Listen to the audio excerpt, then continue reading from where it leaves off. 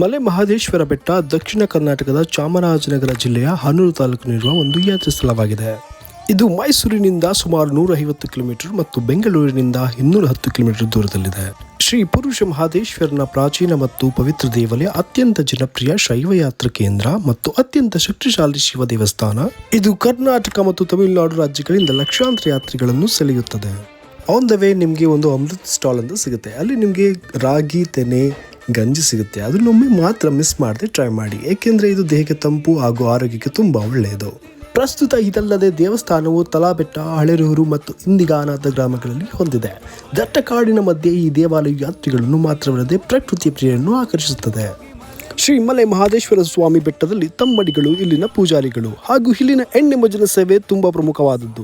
ಈ ಎಣ್ಣೆ ಮಜ್ಜಿನ ಸೇವೆಯನ್ನು ಹಿಂದೆ ಉಪ್ಪಾರ ಶಿಷ್ಟರಾದ ಶ್ರೀ ಸರಗೂರು ಮೂಗಪ್ಪನವರು ಮಾಡುತ್ತಿದ್ದರು. ಮಹದೇಶ್ವರ ಬೆಟ್ಟದ ಈಗಿನ ದೇವಸ್ಥಾನವನ್ನು ಆಲುಮತಸ್ಥ ಕುಟುಂಬರಾದ ಕುರುಬಗೌಡರಾದ ಆಲಂಬಾಡಿ ಪಾಳೆಗಾರರಾದ ಚುಂಚೇಗೌಡ ಶ್ರೀಮಂತ ಕುರುಬಗೌಡರು ಕಟ್ಟಿಸಿದ್ದಾರೆ. ಮಹದೇಶ್ವರರು ಸುಮಾರು 15ನೇ ಶತಮಾನದಲ್ಲಿ ಬಾಳಿದ ಸಂತ ಶರಣರಾಗಿದ್ದು, ಅವರನ್ನು ಶಿವಸ್ವರೂಪಿ ಹಾಗೂ ಶಿವನವತಾರವೆಂದು ನಂಬಲಾಗಿದೆ. ಇನ್ನು ಚಾಮರಾಜನಗರ ಜಿಲ್ಲೆಯ ಹನೂರು ತಾಲೂಕಿನ 77 ಮಲೆಗಳೆಂಬ ಬೆಟ್ಟ ಸಾಲುಗಳ ನಡುವೆ ನಡುಮಲೆಯಲ್ಲಿ ಮಲೆಯ ಮಹದೇಶ್ವರ ನೆಲೆ ದೇವಸ್ಥಾನ ಇದೆ. ಮಹದೇಶ್ವರ ಕನ್ನಡ ನಾಡಿನ ಧರ್ಮ ಮತ್ತು ಸಂಸ್ಕೃತಿಯ ಪ್ರತೀಕವಾಗಿ ಬೆಳೆದಿರುವ ದೇವರು. ವಾಸ್ತವದಲ್ಲಿ ಮಹದೇಶ್ವರ ಕರ್ನಾಟಕ ತಮಿಳುನಾಡಿನ ಗಡಿ ಭಾಗದ ಧರ್ಮ, ಸಂಸ್ಕೃತ, ಭಾಷೆಯ ಸೌಹಾರ್ದತೆಯೂ ಕೂಡ. ಜಾತಿ, ಮತ, ಭಾಷೆಗಳನ್ನು ಮೀರಿದ ಪರಂಪರೆ ಮಹದೇಶ್ವರರದ್ದು.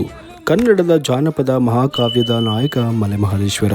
ಕರ್ನಾಟಕದ ಪ್ರಸಿದ್ಧ ಜಾನಪದ ಕಂಸಾಳೆ ಕಲೆಯ ಕರ್ತೃ ಮಹದೇಶ್ವರ. ಕನ್ನಡ ನಾಡಿನ ಬಹುಮುಖ್ಯ ಪಂಥಗಳೊಂದಾದ ಕಂಸಾಳೆ ದೇವರಗುಡ್ಡರ ಪಂಥದ ಮೂಲಪುರುಷ ಕೂಡ. ಮಲೆ ಮಹದೇಶ್ವರ ಜಾನಪದ ಮಹಾಕಾವ್ಯ ಮತ್ತು ಕಂಸಾಲೆ ಜಾನಪದ ನೃತ್ಯ ಕಲೆ ಕನ್ನಡ ನಾಡು.